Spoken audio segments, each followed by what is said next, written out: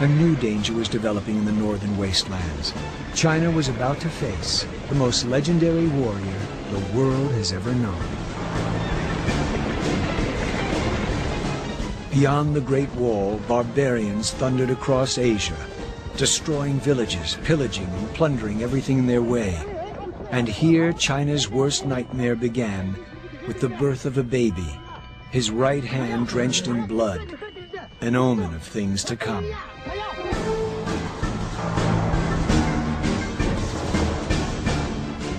As he matured, Temujin grew strong, mastered the art of tribal politics, and by cunning and treachery became leader of his tribe, and then of many tribes.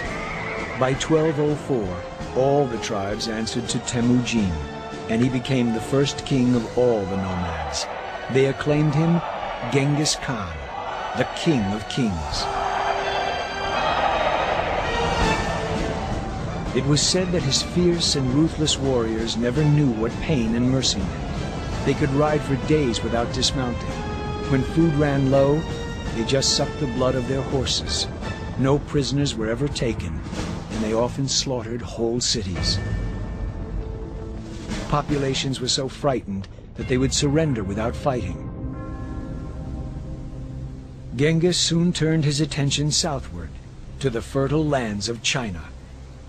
The bloody hand at his birth was about to fulfill its terrible destiny. In summer, dried-up river valleys offered easy invasion routes for horsemen bent on sacking the rich Chinese towns of the plains. And this is why these passes were heavily fortified, even though they had let the rest of the Great Wall fall into ruins. A Mongol army of 100,000 warriors invaded China through this pass north of the capital, Beijing. It is still the main highway where the train and motorway to Beijing pass through the mountains. Genghis Khan halted here, in front of the north gate of the Ji-Yongguan fortress. The Chinese pierced the ground in front of the gate with spikes to slow down the Mongol hordes, and sealed the great gate of the fortress with iron to prevent it from being opened. After a month of stalemate and no sign of weakening in the fortress, Genghis Khan decided to outflank it. He sent a team of soldiers through the hills, where the Chinese at this stage had not maintained the wall, and came from behind the fort. By the time the Chinese army realized what was happening, it was too late. The Mongols were swarming through the plain, attacking Ji-Yongguan from the rear.